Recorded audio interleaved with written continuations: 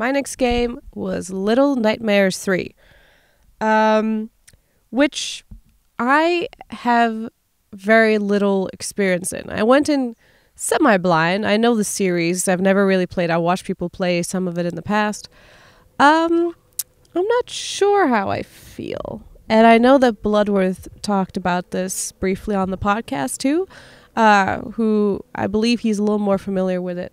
But we had the same impression of like, maybe the demo wasn't the right type of demo. There was a lot of cool stuff about it. You know, I played actually with one of the people on the dev team, because you have to play 2 people, I believe. So it was cool. Like each character has their own little like weapon, and so like there were things I could do and things she could do. So we, you know, kind of had to work in sync, and I can see how that could get really funny and like. Because it's co-op. We played co-op, yes. Okay. So and it seems like that's the way to play the game now, and so. You know, I see that becoming really cool if you're like in a stressful situation and like you have to figure out who's going to do what, who's going to like, and this is something I don't really know, but like playing it was really, I came into it kind of worried because I'm not very good at horror games. Like I love horror movies. I love watching horror games. You know this. But playing them often I get very stressed or I don't play them at all. But this was not scary at all. I didn't think I loved the ambiance. The art was really pretty. It was a beautiful game to look at, but I wasn't scared. So I'm not sure if that was the intent. There was like a scary creature lady who was, you know, we were supposed to hide and walk around, and she was kind of like, I don't know how to explain it, but like she was scary in more like a cartoonish way. So it wasn't like playing, you know, Resident Evil or whatever. Like I was just like, right. All right, she's there. I got to sneak around her. When she catches me, she lets out a little scream, and then I guess we die.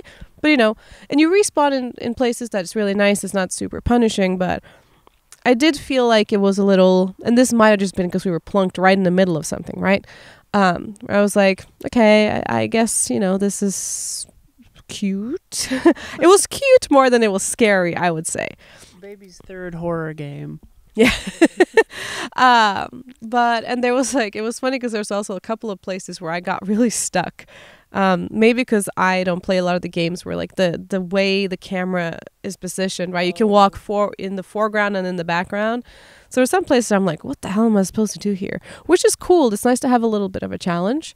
But there was one point where I like didn't know what to do 4 times, and the dev lady next to me was like, all right, I'll show you. And I was like, okay, thanks.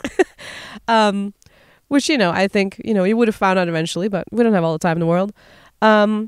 But yeah, and there was also like one place that really frustrated me where you were supposed to walk down this pipe, and the pipe was like, it pushed out a little in the camera and then it went straight. And as you walked past it, a lot of this cool, really crazy stuff was happening in the background. So clearly you were meant to walk there, but you were meant to just take in the view as you're just walking straight.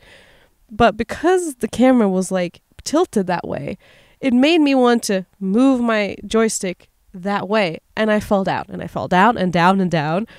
I don't know how many times I fell down a place where I was just meant to just walk straight. Right. But it wasn't intuitive because it was like, it looks like it's leaning this way. So I would want to go this way, like I would go when I was, you know, going for the foreground and background. So that was a little weird. And I kept thinking like, just put an invisible wall here. Literally, because it's not a challenge. I'm not jumping or anything. All you want me to do as a player is just walk. Yeah. And look at everything that's happening.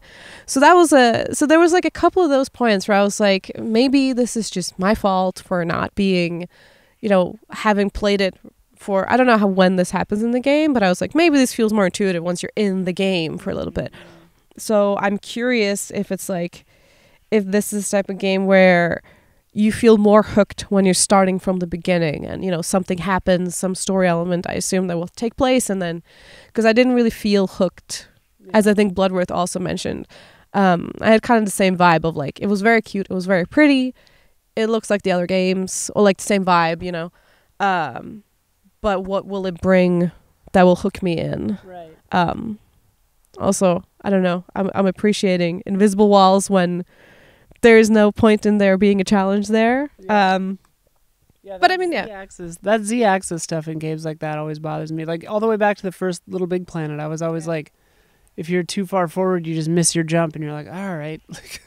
Yeah, it was one of those things where like I could tell she was also like, oh boy, because like I just kept walking off, and it's like all I wanted to do was just. It looks like I want to turn. I wasn't supposed to turn, but it'll be interesting to see. I'm interested to see how players who are fans of the series relate to this or what they think about it. And I think the demo was just kind of okay. It was an okay demo. It was a beautiful game, and it might play completely different when you start from the beginning. So thank you so much for watching all of our coverage. We still have some coming in the... Yeah, we're going to do our Starship Troopers because we played it, all three of us, quite a lot. Huber and I are going to talk about a certain horror game where you may slither into heads. Yeah. Going to talk about that one.